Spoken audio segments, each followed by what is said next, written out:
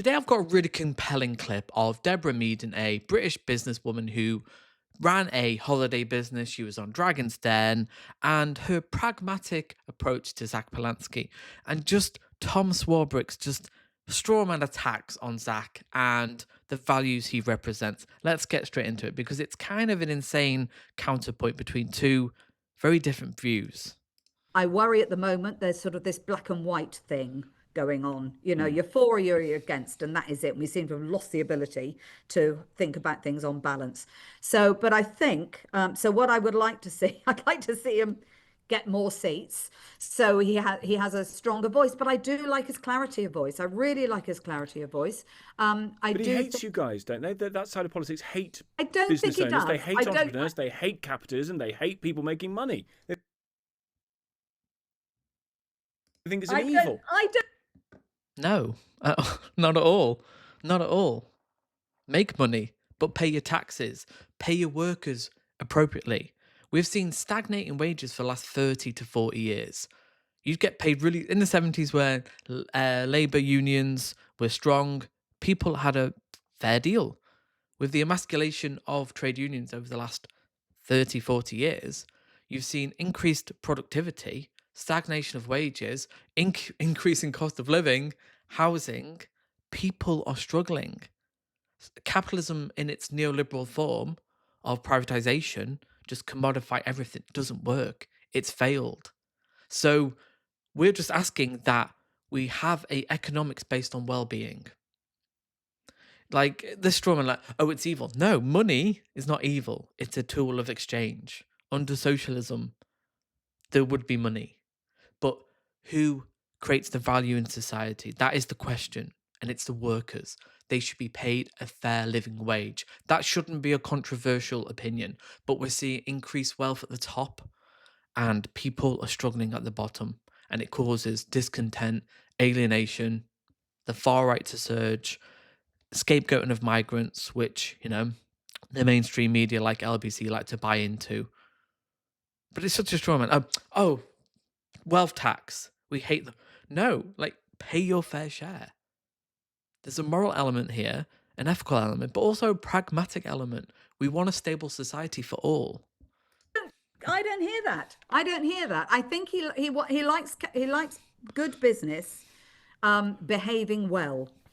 And But we never talk about that, do they? We never talk about the moral standards of business. It's all shareholders' dividends, profit, short term profit. Fuck the environment, fuck people's well being, mental health, their work life balance. It's we live on the like we're sacrificing our world, our planet, our livelihoods on the altar of profit. It's not right. People know it's not right. And you ask even like reform voters, they're anti corporate. They don't want this. They don't want this. I like good business behaving well. You know, I think business has a responsibility. We've got a lot of issues facing us. Business can play its part, so business has a responsibility to play its part, and I agree with that. Paying more taxes, perhaps. Well, pay more taxes, but also for a government to come up with to help us, pay more taxes. Yeah. They have a moral responsibility. I mean, a taxation, a fair taxation base is the foundation of a fair society. It really is. Who pays their fair share? And poor people often pay more regressive tax, VAT, national insurance, than the people at the top. They can avoid tax.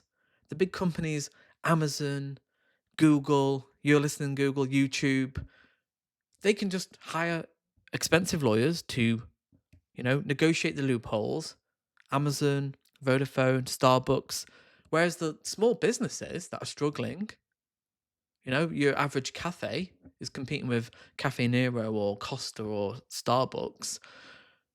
People want change. They can see the last 40 years of Thatcherism, Reaganism, economics, trickle down economics. It's not trickled down on us. People are worse off than they were 40 years ago.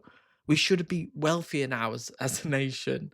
Our economy is stagnating, even going down in some cases. What do we build? There's no hope for a future. What hope do people have?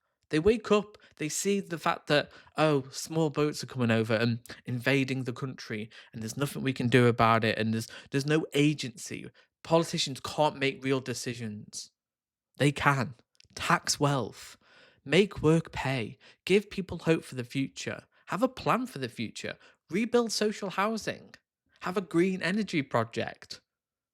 Think about automation and what that means for the coming decades for workers. They don't even have these discussions. It's all immigration. It's all, oh, we can't tax the wealth. They'll leave.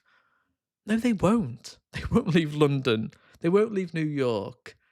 These are the most happening places. And it's so frustrating that you have dickheads like Tom Swarbrick just saying, oh, they hate. No, we just want fair wages. We want people to afford houses. It really is not much to ask for in the sixth wealthiest country on the planet. So the fact that Zack is cutting through with business leaders is really excellent. His rhetoric is pro business, pro small business, pro medium sized business, and we've got to have his back. So join the Green Party if you haven't already. Join the membership to support the channel from 99 pence a month, and I'll see you in the next video.